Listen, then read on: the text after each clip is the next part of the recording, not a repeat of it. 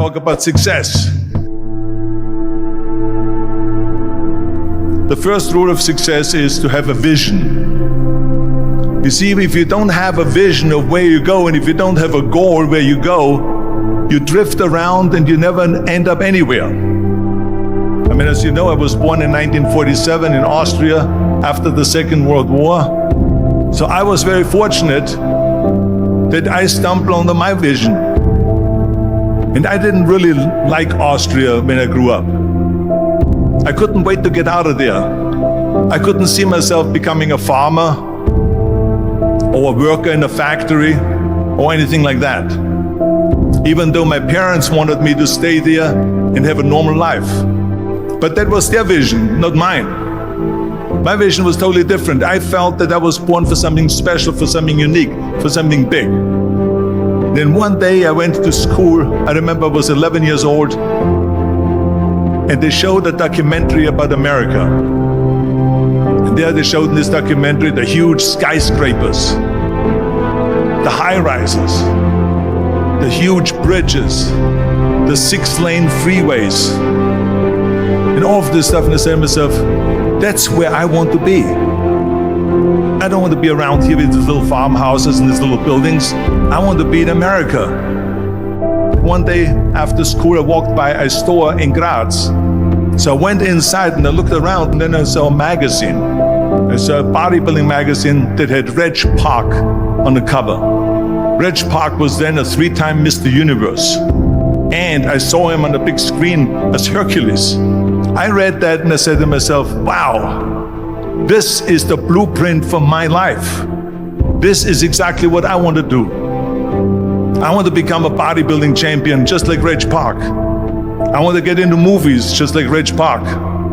And I want to make millions of dollars and be rich and famous just like Reg Park. Do you know how great it felt that I knew where I was going?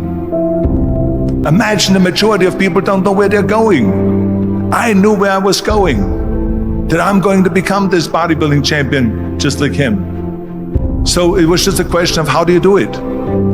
I was so relieved, because when you have a goal, when you have a vision, everything becomes easy. So people always ask me, when they saw me in the gym in the pumping iron days, they say, why is it that you're working out so hard?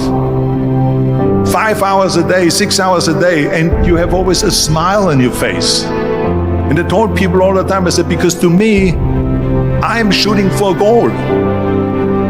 In front of me is the Mr. Universe title. So every rep that I do gets me closer to accomplishing that goal, to make this goal, this vision turn into reality. Every single set that I do, every repetition, every weight that I lift will get me a step closer to turn this goal into reality. So I couldn't wait to do another 500-pound squat.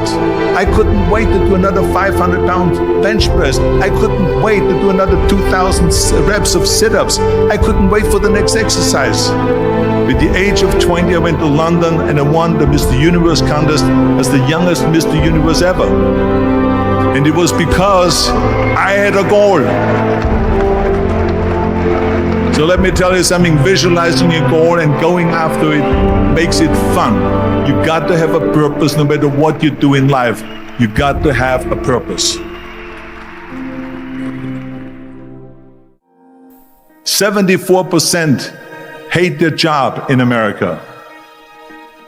Now, this is not much different when you come to Europe.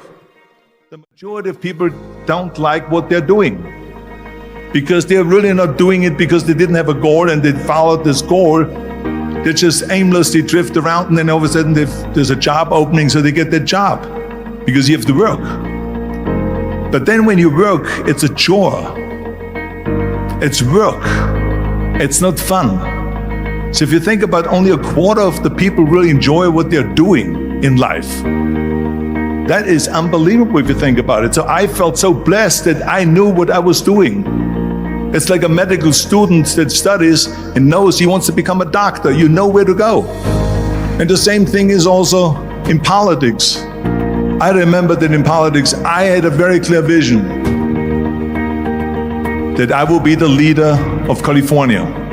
This is as far as I could go because I was not born in America, so I could not run for president. So being the governor of the fifth largest state, I should say the largest state, the fifth largest economy in the world, was for me really the ultimate title, the ultimate accomplishment in politics. So even though people came up to me and says, why don't you go and run for something smaller, you're never gonna make it. I ran for governor, and then 2 months later I became governor of the state of California. Again, because I had a very clear vision what I'm gonna do with California. So that's rule number one, have a vision. Rule number two is, don't listen to the naysayers. Don't listen to the naysayers.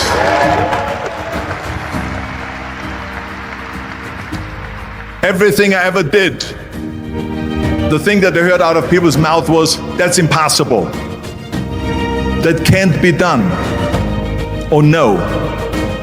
That is exactly what I heard, and of course I proved to the people that it can't be done.